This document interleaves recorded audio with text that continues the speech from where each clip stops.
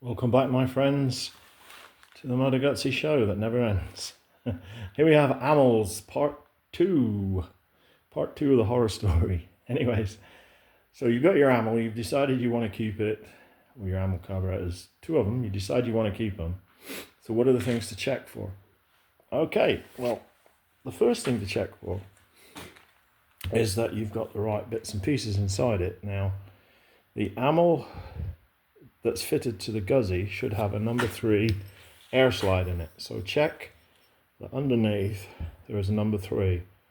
It's very tiny and it's just to the left of the M. Okay, I think it shows it better on this one, does it? Can you see a 3? Or is it a 4? Yeah, it's a 3. Right there. So that's a 3, and then what that does is it meters the amount of air that comes into the engine at low speed, at idle and approaching quarter throttle. The air comes in through here with the slide all the way down. Now, make sure you got the right one. Now 3 refers to 3/16 of an inch difference between this side and that side.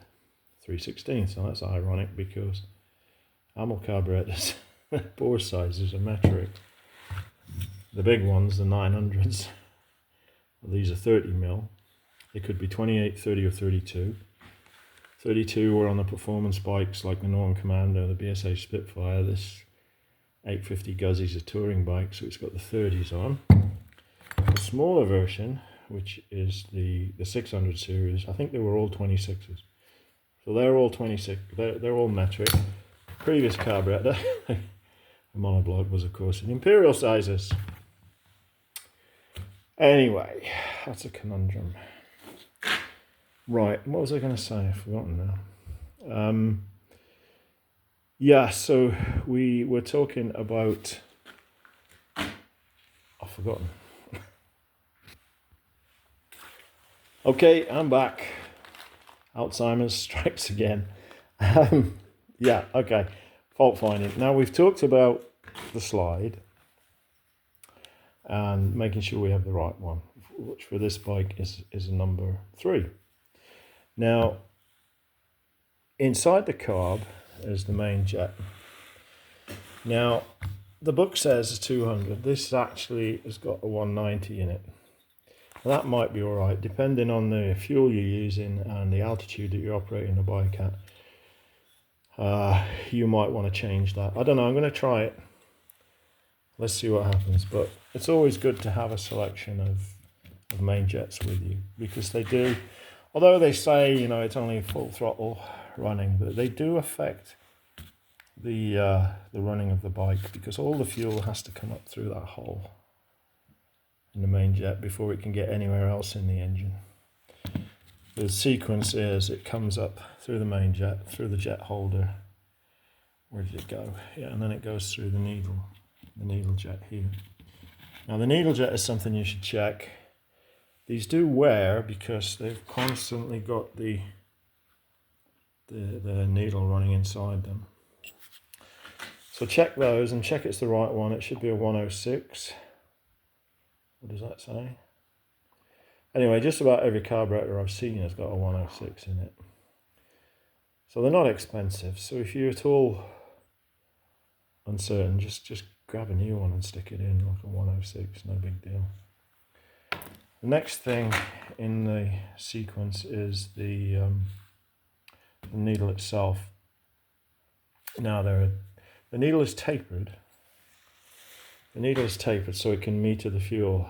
So the more you twist the throttle open, the more that comes up and allows more fuel in to be atomized with the air. And of course it also lifts the slide at the same time, which again allows more air in, more fuel, the faster you go. Vroom, vroom, vroom.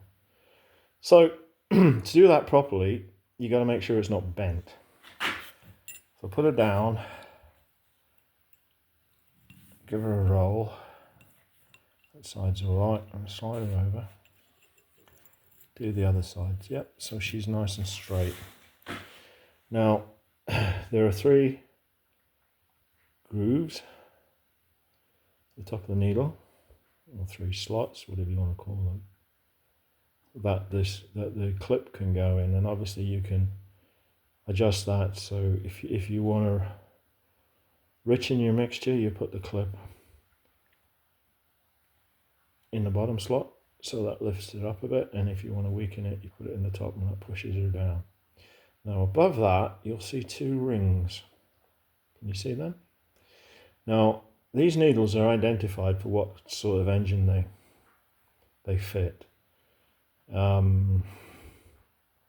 2-strokes have a different needle, some Norton Commandos have different needles, some Triumph Tridents have another needle. I can't remember them all, but the correct one for this and for most 4-stroke bikes is the needle with those 2 rings at the top. Can you see them? Right there, right in the middle of the screen right now. I'm trying to get a focus. There we go. I'm not talking about the thick grooves, which are for the clip, but I'm talking about the little ones above. So make sure you've got that. Looking at the float bowl, make sure that the 2 tubes here, which bring the fuel up to the pilot jet, make sure that they're clear. And that brass thing there, brass fitting in the middle, is where the float needle fits, down in there. So make sure there's no crack down in there, otherwise your needle won't seat and the carburetor will flood. Okay, so make sure that's okay. Now your carburetor height, the float height, sorry, when the correct amount of fuel is in the bowl, should be, you can see that between the top of the bowl, the top of the float, you should have 60 to 80 thou there difference. Okay, so you can do that by just holding the, by just holding the needle. Well, actually by just holding the float down. Or you could put some fuel in there to check it, and some people put pipes on from the outside through the drain hole and all that gizmo. I've never really had a lot of trouble with this, to be honest. You know, so I just set it like that. And if I've got 60 to 80 thou, you know, just push the tabs on the float down. Because I mean that's what's pushing the needle down anyway, is the you know, the buoyancy of the float. So just do that. Don't, if you push the needle jet down, you're not getting an exactly accurate reading, but if you just do the tabs on the float, that's pretty good. Now these are plastic and you can't really, if you heated them up and bent them to get the right float height, they go back to where they were. Now the new ones, which are black, for ethanol fuels, they've got aluminium or aluminum or even stainless, I don't know what it is, but anyway, this part here is metal and you can bend it, but I've done that, and to be honest I wish I hadn't, because unless you're very, very careful, you can screw everything up. So the thing to do, if you have to adjust the height of the float, is to move that brass thing there, which is the seat for your float. Now Amal bang these in at the factory and they're supposed to be right, but it's worth checking that they've actually done it right. So check your float height. Now if you need to move it, the only way you can get at it is through here. Okay, so it's down there through that hole. So what I do is I warm this up. I'll put it on a wood stove or something. I'll put it in some hot water, in some boiling water or something, and then I get a nice soft drift. Put the drift down there and give it a whack. And you don't have to move it very far. Or if you have to move it the other way, you can whack it in from the top. But be careful with that. Don't screw it up. And there's different sizes of brass inserts, but if the carbs came with a bike, it's highly unlikely that you'll have the wrong one. So I'm not going to get into that. You can look it up online if you want to. There are several places where you can find info on that. So that's that. Oh yeah, underneath your float bowl, you've got this filter which goes underneath your banjo. Just make sure you've got one, and if you have one, make sure it's clean and it hasn't got any holes in it. These carbs all came out of a box, apart from these which are on the Guzzi, and I haven't cleaned anything, so you're seeing them in their natural state. Obviously I'd give this a good old clean in petrol and rub with a soft toothbrush, probably after I cleaned my teeth, but there you go. So make sure you've got that. Obviously make sure you've got the petcocks on your tank. You've got a filter too. It all helps. Never had any luck with putting inline fuel filters on bikes. They always seem to screw everything up, so I don't bother with them anymore. Right, so what else have we got to talk about? Well, that's the main stuff. Slides are the biggest problem. Oh yeah, these little screws. Now these bloody things, they fit there, and they fit there. And of course you know what happens to Phillips head screws that are made out of cheese. Well, they end up looking like that. A total pain in the arse. You know, I mean, this is the way they are. And of course, you know, if you leave them like that, when you're out on the road and you have to take the float bowl off or do something to your carb, you're gonna, you're gonna be cursing, aren't you? So, I mean, look at them all. They're all bad, aren't they? They're all bad. The best thing to do is to, when you're ordering bits for your carbs, so you're ordering new jets or something from your British bike supplier, just order Allen head screws.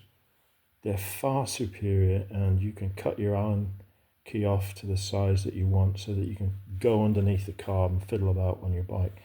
Because generally you can't get a bloody screwdriver underneath or on top, but if you get a shortened Allen key, it's much better. You can get a stubby screwdriver, which might work very well.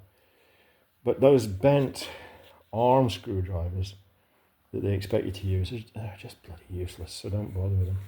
Okay, so that long term, get rid of these. Short term, I'll show you a little trick. So what you do is you get them in a vise. Ignore those two. This is our bad one here. Okay, you can see how brudged up it is. It's all knackered. So get yourself a nice little hammer. This is about the biggest one you'd want to use. You'd probably use a smaller, tiny little ball peen. I bought my son one when he was a kid, a tiny little ball peen hammer for him to play with when he was about 4 or 5, and I think I've played with it more than he has. But anyway, I can't find it right now.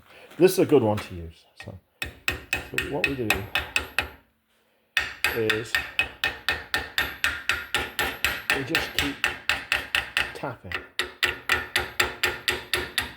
Sorry, got to straighten it up. We just keep tapping. Keep tapping. Go around and around.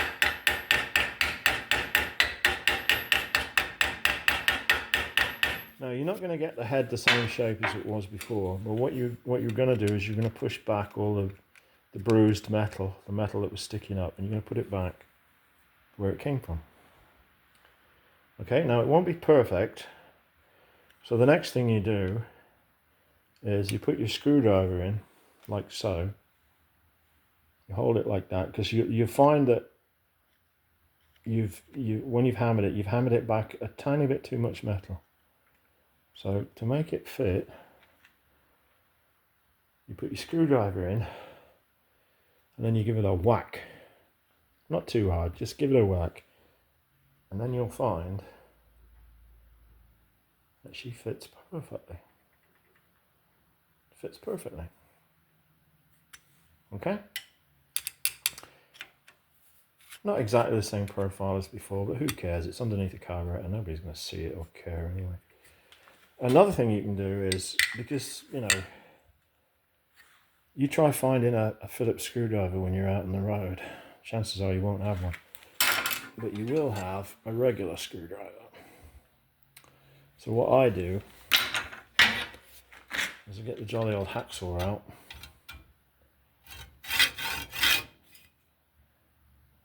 and a hacksaw a groove in her.